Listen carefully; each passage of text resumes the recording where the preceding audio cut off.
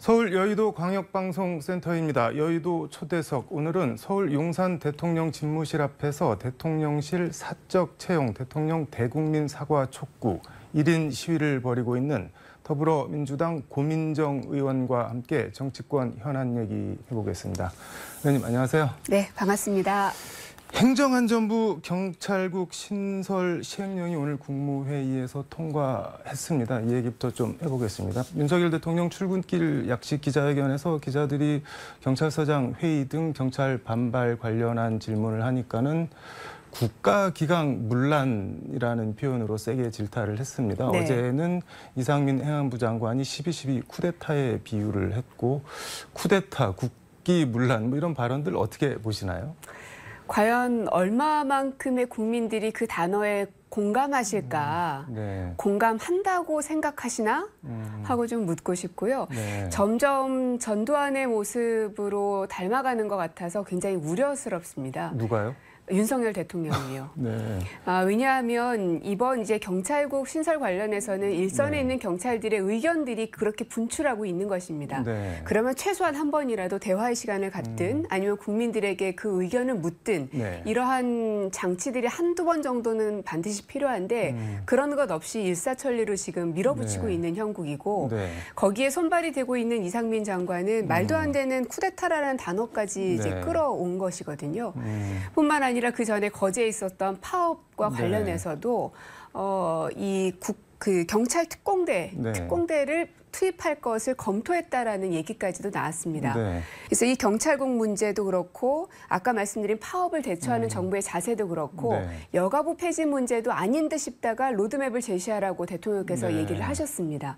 그래서 모든 자기가 생각하고 원하는 것에 있어서는 네. 국민들의 의견이건 혹은 야당의 의견이든 무엇이든 간에 일사천리로 밀어붙이겠다라는 네. 태도를 계속 보이고 있고요. 그에 비해서는 본인이 하고 싶은 것은 누구도 막지 말아라라는 것과 같습니다. 네. 왜냐하면 제가 지금 그 용산 대통령 집무실 앞에서 1인 네. 시위를 쭉 진행을 했었는데 네. 가장 그 큰 문제점이라고 보는 것은 민간인 수행원 문제였거든요. 네. 어제 대정부 국회 대정부 질문에서 박진 외교부 장관 상대로 이거 관련한 질문을 하셨던 것 같은데 맞습니다. 그 대통령 부부와 뭐 사적 인연이 있는 신모 씨 보안각서를 받았냐고 물어보던데 여기서 말하는 보안각서는 뭐고 이게 왜 중요한 이슈가 되는 건가요? 대통령실의 직원들과 네. 외교부 직원들은 채용할 때 이미 보안각서와 유사한 여러 가지 형태들의 절차를 밟습니다. 네. 대통령실 직원이 되려면 당연히 그래야겠죠. 네. 하지만 신지현 씨는 그냥 민간인이기 때문에 이 사람만을 위한 특별한 보안각서를 절차를 밟아야지 마땅합니다. 그럼 보안각서를 안 쓰고 사전 답사단에 포함이 된 건가요? 알 수가 없습니다. 여기에 대한 진실은 대통령실만 알고 있습니다. 만약에 보안각서를 갖고 있다면 거기에 네. 대해서 내보이면 될 것이고요. 만약에 내보이지 않는다면 없다는 얘기이기도 하겠죠. 그러면 어떤 의미인 건가요? 그거는? 대통령의 일정이 공개되기 전까지, 즉 실행되기 전까지의 모든 내용들은 네. 1급, 2급 비밀에 해당이 됩니다. 네. 일정이 진행되기 전의 것들은 1급, 2급들에 해당이 되기 때문에 네. 대변인조차도 접근이 안 됐었던 겁니다. 여기에 이제 민간인인 신지현 씨가 포함이 돼 있었던 것이고 그러면 1, 2급에 해당되는 국가 기밀을 민간인이 아무렇지도 않게 봤다는 것입니다. 그것을 허가했어도 문제고요. 허가를 안 했어도 문제인 것이죠. 민간인이 아무렇지도 않게 대통령의 수행원으로 등록됐던 사례도 없고요. 네. 특히나 한 달 전에 가야 할 그 답사단에 답사단은 그냥 답사팀이 아니고요. 정부 합동 답사단이라는 정식 명칭이 있는 조직입니다. 여기에 민간인이 들어간 전례는 단 한 번도 없습니다. 문재인 정부 시절에는 한 번도 없었나요? 없습니다. 거기에 대해서 어제 네. 박진 장관에게 제가 물었고 네. 답변이 없었고 해명도 없었습니다. 지금 용산 대통령 집무실 앞에서 대통령실 사적 채용을 비판하는 1인 시위를 하고 계시는데 이거 언제부터 하셨죠? 지난주부터 했었거든요. 네. 그래서 비가 오기도 하고 막 엄청 덥기도 하고 네. 그러긴 했는데 이제 대정부 질의를 하면서 이제 국회에서 싸우는 이제 전장을 다시 이제 옮겨온 네. 것입니다. 결국은 대통령실에서는 어떠한 자료도 협조하지 않고 있었기 때문에 그 잘못들을 검증할 수 있는 방법이 없었습니다. 네. 그래서 1인 시위를 계속 했었던 거고요. 네. 그런데 이제 대정부 질의에서 역시 대통령실에서는 아무도 나오지 않기 때문에 외교부 장관에게 질의를 할 수밖에 없었는데 거기에서 단초들이 하나씩 지금 드러나고 있는 겁니다. 1인 시위 그 팻말 보면은 윤석열 궁궐이라는 표현을 사용을 하셨던데 대통령이 이런 걸 알고 있을까요? 이게 꼭 대통령까지 사과를 해야 될 사안인가요? 어떻게 보시나요? 결국 모든 책임은 대통령에게 있을 수밖에 없고요. 네. 오늘 경찰국 관련해서도 네. 치안과 국방에 대한 최종 지휘와 감독자는 대통령이다. 네. 뭐 이런 얘기도 하신 것 같은데 네. 모든 책임은 말한 것처럼 대통령이 지는 겁니다. 국민들의 인식 속에는 친인척은 채용하면 안 된다라는 게 있는데 네. 그것을 알매도 불구하고 당장 명기되어 있는 법에 없다는 이유 하나만으로 친인척을 채용했습니다. 네. 여기에 대한 최종 책임은 대통령에 있기 때문에 본인이 잘못된 인사를 통해서 잘못된 비서관들을 앉혔고 그로 인해서 국가의 여러 어려움들을 야기시켰기 때문에 대통령으로서는 책임 있게 사과하는 게 맞죠. 근데 뭐 비서관 경질이나 사과하실 생각은 전혀 없어 보이시지 않나요? 지금 대통령의 지지율이 계속해서 떨어지고 네. 있는데 그 원인으로 첫 번째로 꼽히는 게 바로 이런 인사입니다. 여기에 대해서도 여전히 국민들이 어떻게 생각하든 네. 지지를 하든 안 하든 나는 상관없어. 난 나의 길을 갈 거야. 네. 그게 바로 독재자로 가는 지름길이라는 겁니다. 그러니까 지금이라도 네. 정말 이 민주주의 대한민국에서 참 부끄러운 일이거든요. 윤석열 대통령께서 민주주의 대통령으로서 자리매김을 하고 싶으시다면 네. 이런 독재자 혹은 전두환 이런 단어들과 오명을 쓰고 싶지 네. 않으시다면 지금이라도 본인의 입장을 명확하게 하시고 잘못된 것은 정리하시는 게 필요하다고 봅니다.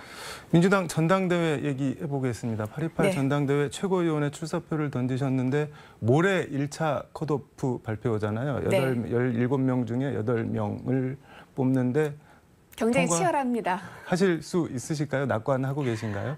그렇지 않습니다.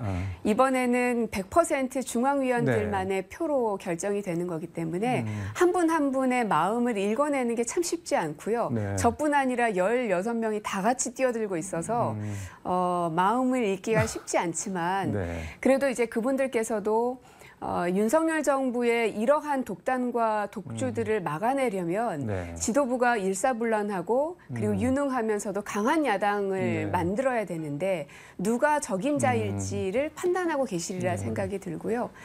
그래서 그냥 공격수가 아니라 정밀 타격하는 그런 강한 공격수로서 저 고민정을 봐달라 이런 얘기를 계속 하고 있습니다.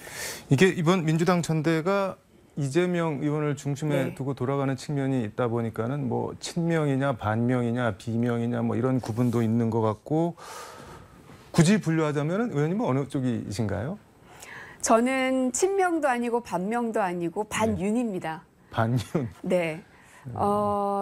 이 더 이상은 이제 그러한 프레임들에 네. 저희 민주당이 스스로 끌려가지 않았으면 좋겠고요. 네. 지금은 이재명이든 문재인이든 뭐 누구든 윤석열 정부는 이렇게 독재 정권처럼 무소불위로 치고 들어오고 있는데 네. 국민들은 그 30% 선이 무너질 정도까지 윤석열 정부에 대한 비명을 지르고 있는데 우리가 누구 편이냐 아니냐를 가르는 거 너무 한가로운 네. 얘기라는 생각이 드는 거죠. 그래서 모두가 다 반윤으로 뭉쳐야 된다고 생각합니다. 그 페이스북 보니까는 다시 가슴 뛰는 민주당을 만들기 위해 고민정이 열심히 뛰겠다 이렇게 적으셨는데 두 가지가 궁금합니다. 지금 민주당은 가슴 뛰는 민주당이 아니라는 건지 그렇다면 왜 그런 건지 그리고 다시 가슴 뛰는 민주당을 만들기 위해서는 뭘 어떻게 해야 되는 건지 하시겠다는 건지 말씀을 좀 해주시죠.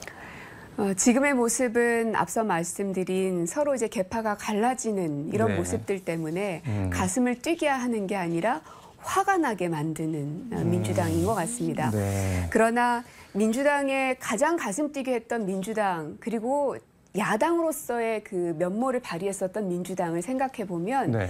굉장히 자긍심 넘치고 정권의 탄압이 많았지만 많은 시민들과 연대하면서 혹은 어떤 단체들과 연대해 가면서 네. 정부와 맞서 싸웠던 게 바로 민주당이거든요.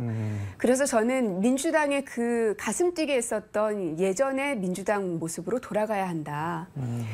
민주주의를 되찾았던 것도 바로 민주당이었었고 그리고 경제에 있어서도 IMF라는 그 어려운 상황을 네. 극복해냈던 것도 민주당이었습니다. 그러한 유능하고 시민들과 연대하는 민주당으로 만드는 것, 그것은 다시 가슴 뛰는 민주당으로 만드는 것이다. 네. 그래서 그 현장에 민주당이 점점 더 자리를 서면서 연대하면서 함께 이 기득권 세력과 혹은 권력자들과 싸워나가는 게 네. 민주당의 모습일 것 같고 앞으로 그렇게 하려 합니다. 이재명 의원 사법 리스크 관련한 질문 하나만 여쭤볼게요. 네. 이제 한쪽에서는 대표가 되는 순간부터 사법 리스크에 묶일 수밖에 없는 거 아니냐는 뭐 의견이 하나 있고 반대쪽에서는 사법 리스크 거론하는 거는 그 상대의 논리로 뭐 이재명을 공격하는 자해 행위다 뭐 이렇게 반박을 하기도 하는데 어떻게 보시나요? 결국은 이재명 의원님이 넘어야 될 산이라고 생각합니다. 네. 근데 다만 이런 것이 민주당 전체를 흔들게 둬서는 안 되겠죠. 네. 그래서 더더욱 이번 최고위원회에서는 다양한 사람들이 결합될 수 있어야 민주당이 그 어떠한 외풍에서도 흔들리지 않을 거다 생각이 듭니다. 가슴 뛰는 민주당에 대해서 말씀을 해주셨는데 왜 최고위원 중에 고민정이 있어야 하느냐, 왜 있어야 합니까? 그리고 들어가시면 어떤 역할을 하실 생각이신가요? 지금의 거친 여당을 제대로 상대하려면 고민정 하나 정도는 있어야 되지 않는가. 그리고 스스로를 쌈딱으로 포지션을 하고 계신 건가요? 이미 많은 네. 언론에서 저를 그렇게 규정을 하고 계시더라고요. 네. 저는 아니라고 계속 항변을 했지만 네. 그런다고 해서 바뀌어지지 않는 거라면 제가 받아들여야 된다고 생각을 하고요. 네. 다만 정밀타격하는 공격수가 되겠다는 부분이고 그리고 또 하나는 민주당 지도부가 더 참신해 보이려면 네. 또 고민정 하나 정도는 있어줘야 되지 않을까. 여성이고 젊고 새롭고 그리고 개혁에 대한 의지가 있고 네. 이런 부분들을 계속 말씀드리고 있습니다. 마지막으로 하나만 더 물어보겠습니다. 21대 후반기 상임위도 전반기 이어서 과학기술정보방송통신위원회로 가셨는데 뭐 어떤 점에 중점을 두고 활동을 하실 계획이신가요? 전반기에는 제가 보건복지에 네네. 있었고 이번 후반기에는 과방위로 가게 됐는데요. 그 권성동 대표가 MBC와 KBS의 방송 장악에 대한 네. 시도와 의도들을 아무렇지도 않게 드러내는 걸 보고 굉장히 놀랐습니다. 이게 또 될까요? 근데 그런 게? 돼서는 안 되죠. 저는 이제 2008년 8월 8일을 기억을 하는데요. 네. 그때 당시에 KBS에서는 경찰이 사복을 입고 회사 안으로 다 들어왔었습니다. 네. 그때 당시 어떤 얘기를 했냐면 그런 일이 가능하겠냐. 21세기에 옛날 80년대에나 있는 일이지 경찰이 방송국 언론사 안으로 들어온다는 건 상상하지 못했습니다. 그때에도. 그러나 현실이 됐었죠. 그런 경험이 있기 때문에 지금도 2022년 전혀 그런 일이 있어서는 안 될 시대에 살고 있지만 또다시 반복될 수도 있을 거라는 두려움도 좀 있습니다. 네. 왜냐하면 아까 말씀드렸던 경찰들의 이러한 의견 전달에 대해서 12.12 쿠데타라고 얘기하는 것 그리고 파업을 대처하는 이 정부의 자세들을 보면 네. 충분히 옛날로 회귀할 수도 있는 가능성은 있다. 그래서 그런 것들을 알면서도 막지 않고 방관하는 것은 저 스스로에게 부끄러운 일이 될 것 같아서 자원했습니다. 네, 알겠습니다. 시간상 마무리 말씀 부탁드리겠습니다. 네, 고맙습니다. 마무리 말씀이 별도 마무리 말씀 없으신가요? 말씀. 네. 예. 앞으로 민주당은 강한 야당 그리고 네. 유능한 야당이 되겠습니다. 그것이 단순히 윤석열 정부를 끌어내리기 위함은 절대 아닙니다. 새는 좌우의 날개로 나는 것처럼 야당이 튼튼하게 자리매김을 해야 대한민국이 건강하게 앞으로 나갈 수 있다고 생각합니다. 코로나 위기 이후에 어려워진 경제 그리고 외교안보 상황 속에서 대한민국의 국격을 무너뜨리지 않고 상식을 바로 세우기 위해서 민주당을 강하게 만드는 그런 최고위원이 되고 싶습니다. 알겠습니다. 최고위원회 입성하는지 저희도 좀 지켜보고 입성하시면 한 번 더 모셔서 말씀 더 들어보도록 하겠습니다. 네. 오늘 감사합니다. 네, 고맙습니다. 네, 지금까지 서울광역방송센터에서 민주당 전당대회 최고위원회 출사표를 던진 고민정 의원과 함께 전해드렸습니다.